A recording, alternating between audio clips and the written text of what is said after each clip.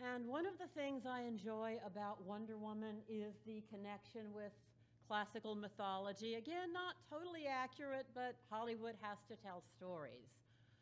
But one of the things that I really love the most about the island Themyscira of the Amazons was their ideal of a society, and I'll admit I'd rather have men in it, but the ideal of the warrior scholar. And that was an ancient Greek ideal, especially among the Athenians, where the idea was challenging your body as well as your intellect. And those of you I know who've been doing some fitness challenges lately know what I mean by that. And that is part of the idea that plays into the heroism of Wonder Woman. Is it's not just Wonder Woman, but that we can all, with whatever we're starting with, challenge ourselves. And it may be someone getting fit for the first time, or learning a new language, or doing something to stretch their capabilities. And that is the power of the Amazon. And that is also something that throughout history, women have been denied. Women in particular have not been educated or have not been considered physically strong. And that is part of the joy of Wonder Woman, was seeing a lot of the Amazon training and seeing how these women worked to develop themselves. And that is something that in our society of convenience and making everything easy, we don't always challenge ourselves on these levels. We're not always stretching. And I feel like that is part of how we grow, is by doing things we're afraid of. And even with working in this church, there's times that someone might do something like have to get up and speak when that is not in their comfort zone, or taking on a new challenge to help us with our growth. And we really applaud that in the spirit of Wonder Woman and what she is about. And now I am going to bring you the lady who really made my job in preparing this sermon a lot easier, and I'm so looking forward to hearing from her, Ruth McClelland-Nugent. Good morning, and thank you very much for having me in the pulpit. When Jezebel approached me about a Wonder Woman-themed service, my only trouble lay in picking just one UU principle to relate her to. As someone who writes about the history of gender in comic books, I'm pretty familiar with a wide range of Wonder Woman stories, and there were so many possibilities. She comes from an island of Amazons who teach a philosophy that emphasizes human dignity, equality, and love. So I could do the first principle, the inherent worth and dignity of every person. But the film and comics also traditionally present her as a servant of the entire world, bringing a message that peace is better than war, love is better than hate. Maybe the sixth principle then, the goal of world community with peace, liberty, and justice for all.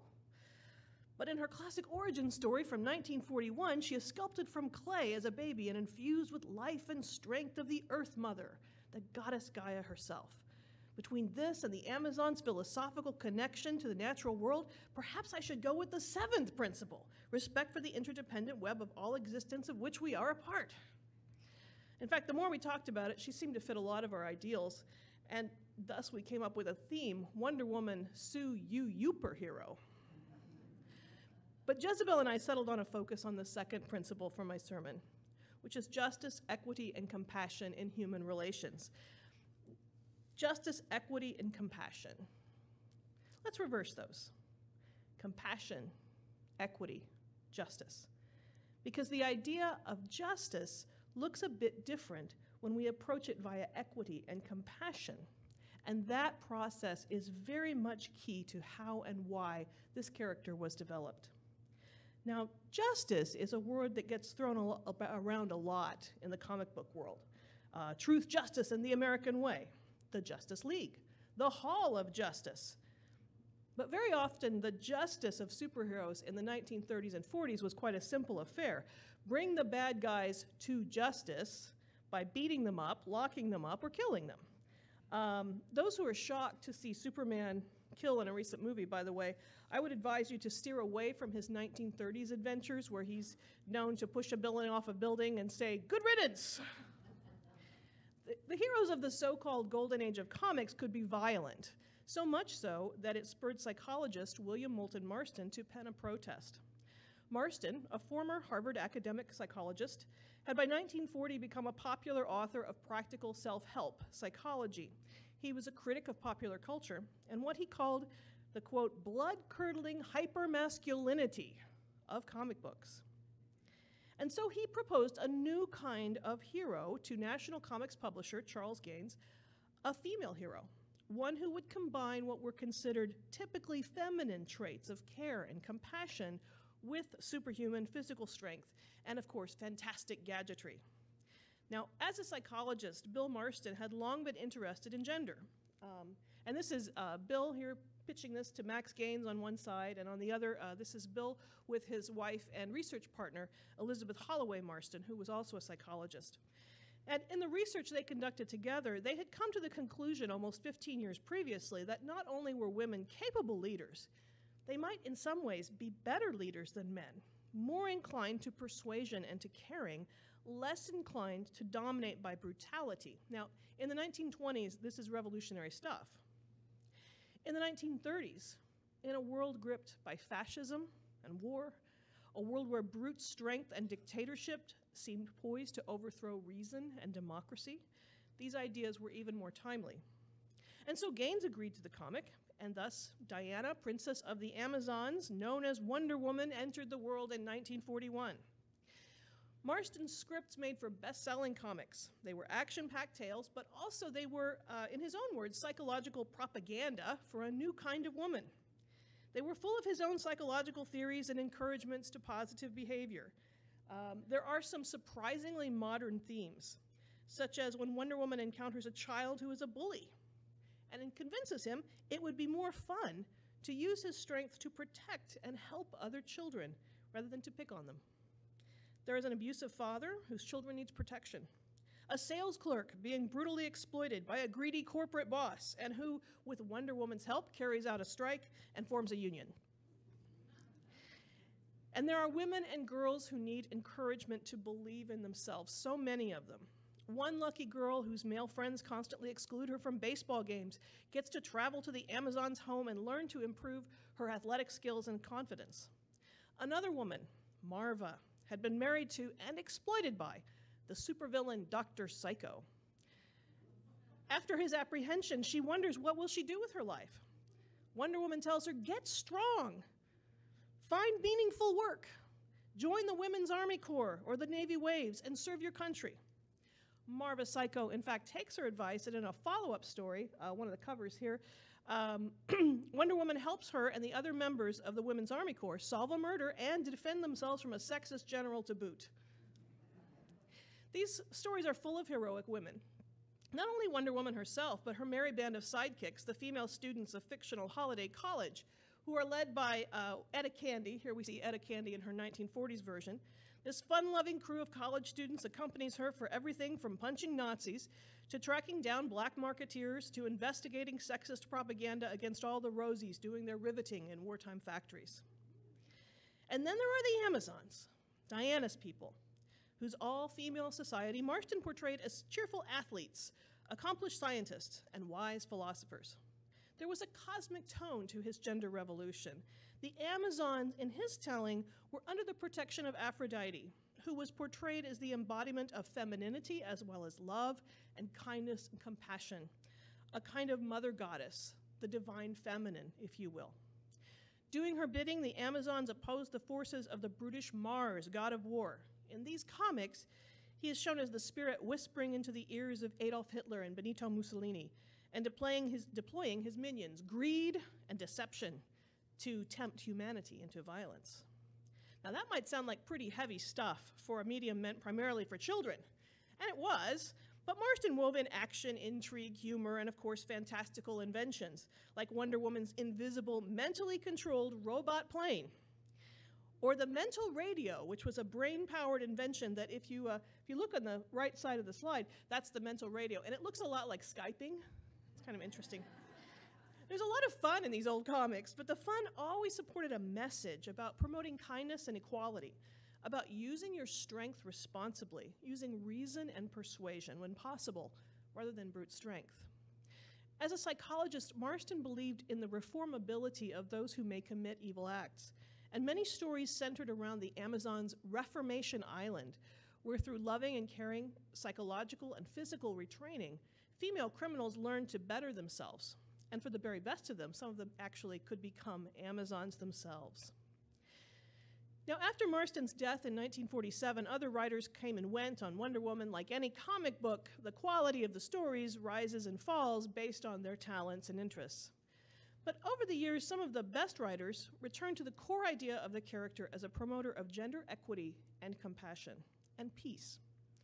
One of the best of these visions, I think, comes in the work of writer George Perez, who rebooted the character in 1987 with a renewed emphasis on Greek mythology. In a 1989 story co-written with Mindy Newell, a delegation of visitors from Patriarch's world arrives in the Amazon's island for a cultural exchange.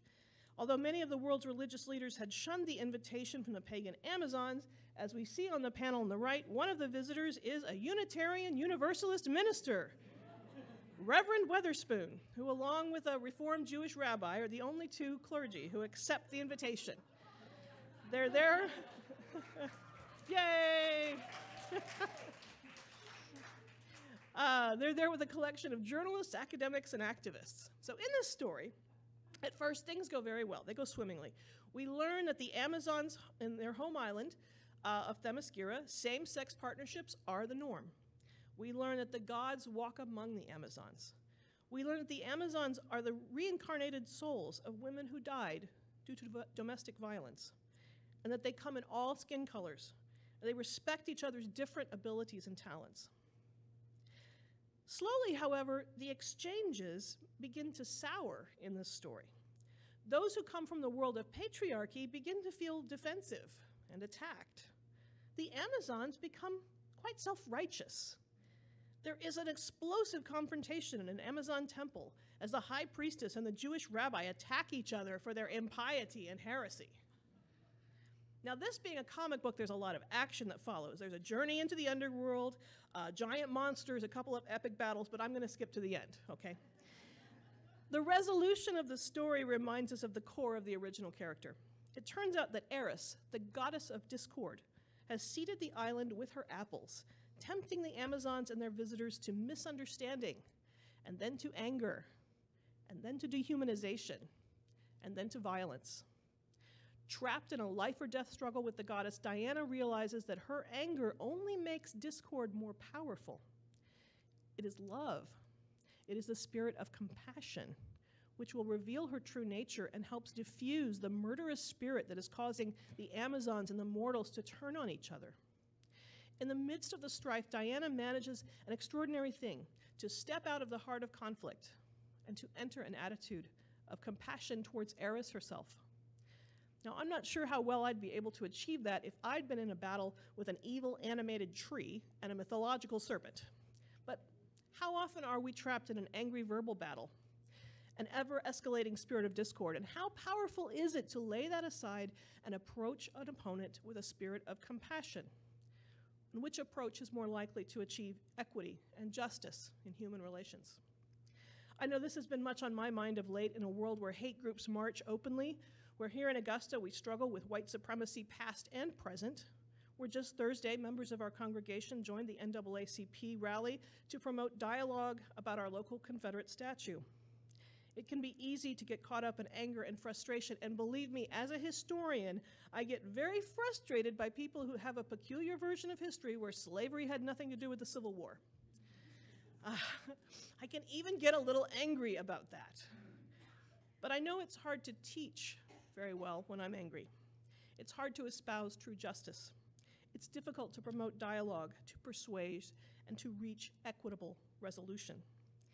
And that, I think, is the key to understanding the appeal of this summer's blockbuster Wonder Woman film.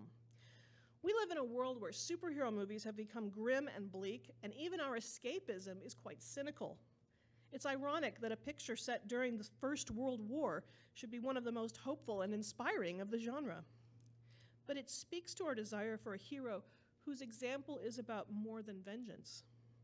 As in Marston's vision, the Patty Jenkins-directed Wonder Woman film introduces Diana, who turns our gender norms upside down. Coming from an all-female society of warrior philosophers, she's baffled by the unspoken assumptions of the patriarchal world in 1918. The idea that men are necessary for romance is very strange to her. So is clothing that restricts women's movement, and the all-male halls of power in London are downright baffling. Much of this is played with humor, and the film retains the power of presenting a character who doesn't share our normalization of inequality. She learns about sexism, she learns about racism, she learns about aggressive nationalism and the psychological wounds of war as she journeys in the world of ordinary mortals. For her, humans are as mythological as unicorns, something she knows only from books. In her romanticized beliefs, humans were created by the gods to be good and have been corrupted by the god of war, Ares. Diana is disillusioned when, during the course of the film, this turns out to be not quite true.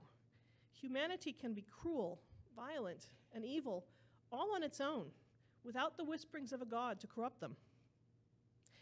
Yet she also observes the human capacity for kindness, for loyalty, and for love of all varieties. In a stirring scene, Diana charges across no man's land, determined to save the lives of villagers threatened with slavery by their soldier captors. Her friends have told her this is a distraction from their quest, but her dedication to helping others inspires them, and her friends follow her into this battle for the village's liberation. And Diana, in turn, is inspired by her human companions' capacity for love, for compassion, and for self-sacrifice. Now, I don't want to give away the end if you haven't seen it, but I will say this. Ultimately, Diana is presented with a choice: the opportunity to mete out justice in a simplistic fashion to one of the villains, the justice of good riddance to a human being who is indeed guilty of dire crimes and responsible for many deaths. But Diana instead chooses not the easy, brutal vengeance of an assassination. She chooses to respond in a manner fueled by compassion and mercy. As one of the key lines in the film goes, it's not about what they deserve. It's about what you believe. And I believe in love. And that, I think, is the enduring power of Wonder Woman. Not the deflection of bullets or other physical tests, although flipping a tank over with her bare hands is pretty cool. The core of the character represents virtues that are still often gendered feminine and often still dismissed as weakness. But Wonder Woman reminds us how much strength it actually takes to wield them. Humans have a vast capacity for love and empathy, but anger and othering are an easier path. We have the capacity to create a more equitable society, but ignoring or downplaying or just putting off dealing with oppression is the more common choice. We can approach justice the difficult way, through compassion and a concern for equity, or we can be content with mere vengeance and legalism.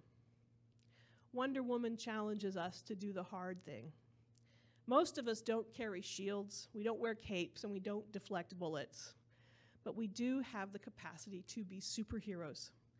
And it starts with a commitment to love and a call to compassion as we travel down a path of equity and into a state of more perfect justice. As the Amazons say, may the glory of Gaia be with us on the journey. Blessed be, and amen.